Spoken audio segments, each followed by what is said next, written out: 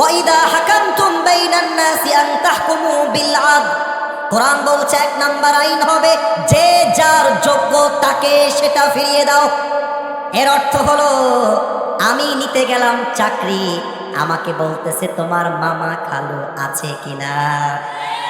মামা খালুর দিন শেষ, যোগ্যতার বাংলাদেশ। আমি এইটার যোগ্য, আমাকে এইটা দেওয়া লাগবে। এই পদ পাওয়ার জন্য নেতার পা ধরতে হবে, চামচামি করতে হবে। এটার নাম আল্লাহর কোরআনের রাজনীতি হতে পারে না। 2 নাম্বার কথা, whenever you judge between people you have to judge with justice। কি অসাধারণ কথা।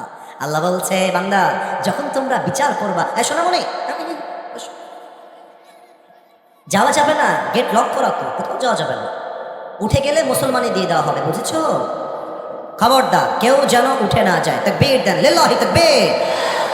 আল্লাহ বলছেন যখন তোমরা বিচার করবা ইনসাফ ভিত্তিক বিচার করবা।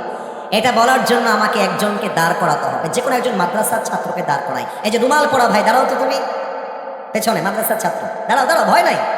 আচ্ছা তুমি দাঁড়াও, তুমি দাঁড়াও, পাগড়িওয়ালা। তোমার নাম কি ভাই যান? আব্দুল রাকিব। মাশাআল্লাহ। আব্দুল রাকিব ভাইকে কি দেখা যায়? এই সব মরা, কথা করা কেন রে বা, দেখা যায়? আচ্ছা আব্দুল রাকিব ভাই, আপনি যতক্ষণ আমি না বলবো আপনি এভাবে দাঁড়িয়ে থাকবেন, ঠিক হ্যাঁ? আচ্ছা, আমার আব্দুল রাকিব ভাই হচ্ছে, উদাহরণ দিচ্ছি, বাস্তব না কিন্তু, সে হচ্ছে মহাদেবপুরের পাতি নেতা। পাতি নেতা মানে বোঝেন? পাতি নেতা। তো ওই যে আমি বলেছিলাম আল্লাহর কোরআন দিয়ে দেশ চলবে, ওইটা ওর পছন্দ হয় নাই। তো আমি যখন এই গাড়িতে উঠে বিশ্ব রোডে যাব, আমার সামনে দাঁড়ায় গেছে যে হুজুর কে, খুব সাহস নাকি হুজুর, দাওয়াত দিলাম কবরের ওয়াজ করবেন, আপনি বলছেন পার্লামেন্ট চলবে, আল্লাহর কোরআন। আজকে আপনাকে আমি দেখে নিব। আমি গেছি, মেজাজ হারায় গেছে আমার। আমি রাজশাহী ছিলাম, বলছে তোর বাড়ি কতিবে?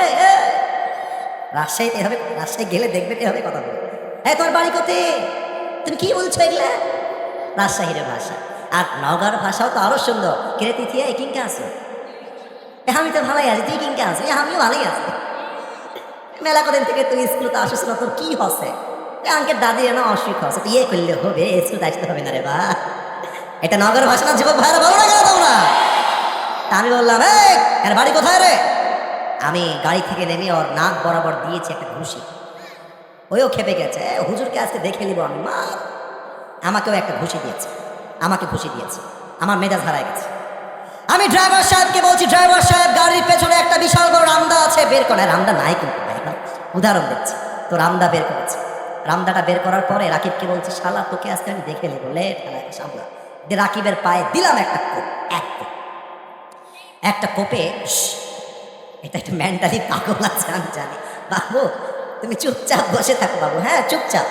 এবার আমার দিকে, না না মজা না, serious issue, you have to be serious, you must be serious. বলেন এবার আমি যে কোপটা দিয়েছি বাম পায়ে না ডান পায়ে? ডান পায়ে। একটা কোপ দেওয়ার সাথে সাথে, আচ্ছা আমি একটু পেছনে গেলাম, এই পুরো পাটা কেটে ঝুলে গিয়ে পড়ে গেছে, মানে একদম কেটে গেছে। আমাদের বিএনপির স্যার, আমাদের চেয়ারম্যান সাহেব সহ সবাই আমাকে ধরে ফেলেছে যে হুজুর আপনি তো আসছেন ওয়াজ করতে, আপনি পা কাটলেন কেন? আমাকে ধরে জেলখানায় দিয়ে দিয়েছে, আমার নামে মামলা হয়ে গেছে। 7 দিন পরে নওগাঁ জেলা আদালতে আমার বিচার হবে, কথার কথা। আমি কাঠগড়ায় দাঁড়িয়ে আছি জজ সাহেবের সামনে। দেখেন কোরআন দিয়ে দেশ চললে কি হতে পারে, তার নমুনা কাকে বলে। জজ সাহেব বলছে হুজুর আপনি লোকটা দেখতেও সুন্দর, ওয়াজও সুন্দর, কিন্তু লোকটা আপনার চরিত্র আহামরি ভালো না। বললাম স্যার চরিত্র ভালো না কেন আমার? বলছে আপনি ওয়াজ করতে গেছেন, আপনি পা কাটলেন কেন? আপনার বিচার হলো বাংলাদেশের আইন অনুযায়ী, যেহেতু কোরআন দেশে চলছে না এই মুহূর্তে, অতএব ব্রিটিশ আইনে আপনার আইনটা হবে, অথবা বাংলাদেশের যে সাংবিধানিক আইন আছে সেই আইনে বিচার হলো আপনাকে আমরা 5 বছরের জেল দিলাম, 3 লাখ টাকা জরিমানা করলাম। এবার সবার উত্তর দেওয়া পালা। 5 বছরের জেল, কয় লাখ টাকা জরিমানা? একটু জোরে কর, কয় লাখ? 3 লাখ। আচ্ছা তাহলে আমি কেটেছি পা, আমার বিচার হলো জেল আর টাকা। নওগাঁর মহাদেবপুরের ভাইরা, বিচারটাকে ইনসাফ ভিত্তিক হয়েছে কিনা বোঝার জন্য একটা দাড়িপাল্লা নিয়ে আসেন মাপার জন্য, কথার কথা। দাড়িপাল্লা ডান দিকে দেন, তার ডান পা যে কেটেছি ওই পাটা। আর আমাকে যে আপনি 3 লাখ টাকা জরিমানা দিয়েছেন, 5 বছরের জেল দিয়েছেন, ওইটা দেন দাড়িপাল্লার বাম দিকে। এবার আপনাদের মেধা যদি থাকে, বুদ্ধি যদি থাকে, উত্তর দেন। আমি যদি